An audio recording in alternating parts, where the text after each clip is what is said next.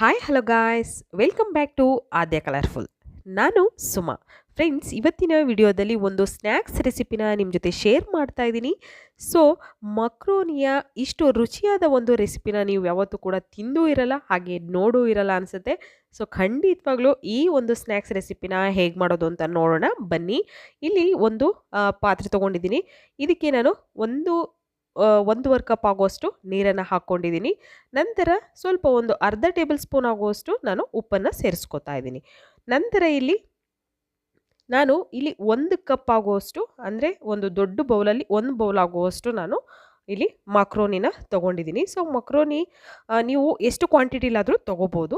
But ಇದನ್ನು ನಾವು ಒಂದೇ ದಿನಕ್ಕೆ ತಿಂದು ಮುಗಿಸ್ಬೇಕು ಅಂತ ಏನಿಲ್ಲ. ಇದನ್ನು ಸ್ಟೋರ್ ಮಾಡಿ ಕೂಡ ಇಡ್ಬೋದು, ಏನೂ ಪ್ರಾಬ್ಲಮ್ ಇಲ್ಲ. ಎಷ್ಟು ಬೇಕಾದರೂ ಕೂಡ ನೀವು ಈ ಮಕ್ರೋನಿ ಪಾಸ್ತಾನ ಹಾಕ್ಕೋಬೋದು. ಸೊ ಇವಾಗ ನಾನು ಇದನ್ನು ಸುಮಾರು ಒಂದು 3 ರಿಂದ 4 ನಿಮಿಷದವರೆಗೂ ಬೇಯಿಸ್ಕೊಂಡಿದ್ದೀನಿ. ಸೊ ನೋಡಿ, ಈಗ ಇದು ಕರೆಕ್ಟಾಗಿ ಆಗಿದೆ. ಇದನ್ನು ಒಂದು ಸ್ಟ್ರೈನರಲ್ಲಿ ಹಾಕ್ಕೊಳ್ಳೋಣ. ಫಸ್ಟು ಸ್ಟ್ರೈನರಲ್ಲಿ ಹಾಕಿ ನಾವು ಇದ್ರ ಮೇಲೆ 1 ಕಪ್ ಆಗುವಷ್ಟು ತಣ್ಣೀರನ್ನು ನಾವು ಹಾಕಬೇಕಾಗುತ್ತೆ.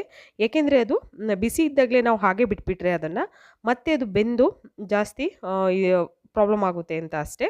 ಜಾಸ್ತಿ ಬೆಂದ್ಬಿಡುತ್ತೆ, ಅವಾಗ ಚೆನ್ನಾಗಿರಲ್ಲ, ಎಲ್ಲ ಅಂಟ್ಕೊಂಡ್ಬಿಡುತ್ತೆ ಒಂದಕ್ಕೊಂದು. ಹಾಗಾಗಿ ಇಲ್ಲಿ ದೊಡ್ಡ ಒಂದು ಪ್ಲೇಟಿಗೆ ಹಾಕ್ಕೊಂಡಿದ್ದೀನಿ.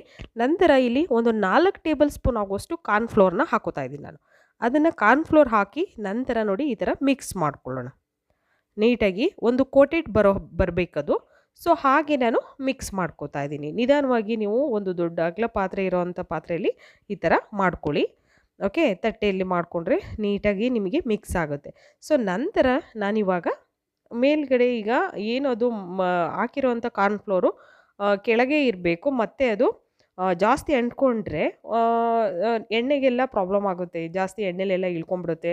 ಹಾಗಾಗಿ ನಂತರ ಈಗ ಒಂದು ಬೇರೆ ತಟ್ಟೆಗೆ ತೆಗಿತಾ ಇದ್ದೀನಿ. ತಟ್ಟೆಗೆ ತೆಗೆದು ನಾನು ಇಲ್ಲಿ ಎಣ್ಣೆ ಬಿಸಿ ಆಗೋದಕ್ಕೆ ಇಟ್ಟಿದ್ದೆ. ಬಿಸಿಯಾದ ನಂತರ ಇವಾಗ ನಾನು ಎಲ್ಲ ಮಕ್ರೋನಿನ ಹಾಕ್ಕೋತಾ ಇದ್ದೀನಿ. ಸೊ ನೋಡ್ಬೋದು ನೀವು. ಸೊ ಎಷ್ಟಾಗುತ್ತೋ ಅಷ್ಟು ನೋಡ್ಕೊಂಡು ಹಾಕ್ಕೊಳ್ಳಿ, ಜಾಸ್ತಿ ಅಂತ ಒಂದೇ ಸಲಕ್ಕೆ ಎಲ್ಲದನ್ನು ಕೂಡ ಹಾಕಬೇಡಿ. ಓಕೆ, ಈಗ ನಾವು ಇದನ್ನು ಒಂದು 4 ನಿಮಿಷ ಫ್ರೈ ಮಾಡ್ಕೋಬೇಕಾಗುತ್ತೆ. ಸ್ವಲ್ಪ ಟೈಮ್ ತೊಗೊಳುತ್ತೆ ಇದು ಫ್ರೈ ಆಗೋದಕ್ಕೆ. ಸೊ ಸ್ವಲ್ಪ ನಿಮಗೆ ಕುರ್ಕುರೆ ಥರ ಬಂದಿರಬೇಕು ಅದು, ಆವಾಗ ತುಂಬ ಟೇಸ್ಟಿಯಾಗೂ ಕೂಡ ಇರುತ್ತೆ. ನೋಡಿ ಇವಾಗ ಆಗಿದೆ. ಇದನ್ನು ನಾನು ತೆಗೆದಿಟ್ಕೋತಾ ಇದ್ದೀನಿ ಒಂದು ಟಿಶ್ಯೂ ಪೇಪರ್ ಮೇಲೆ.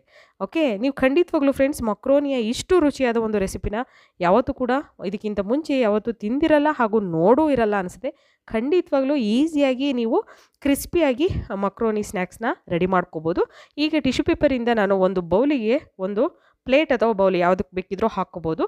ಇದಕ್ಕೆ ಒಂದು ಅರ್ಧ ಸ್ಪೂನ್ ಆಗೋಷ್ಟು ಜೀರಿಗೆ ಪೌಡರ್ನ ಹಾಕ್ಕೋತಾ ಇದ್ದೀನಿ.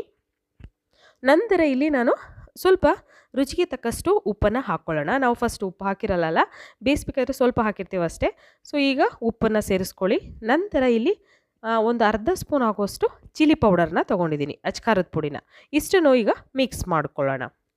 ಕೈಯಿಂದನೇ ನೀಟಾಗಿ ನಾನು ಇವಾಗ ಇನ್ನೊಂದು ಸಲ ಮಿಕ್ಸ್ ಮಾಡ್ತೀನಿ. ತುಂಬಾ ಈಸಿಯಾಗಿ ನೀವು ಕ್ರಿಸ್ಪಿಯಾಗಿ ಮಕ್ರೋನಿ ಸ್ನ್ಯಾಕ್ಸ್ನ ರೆಡಿ ಮಾಡ್ಕೋಬೋದು.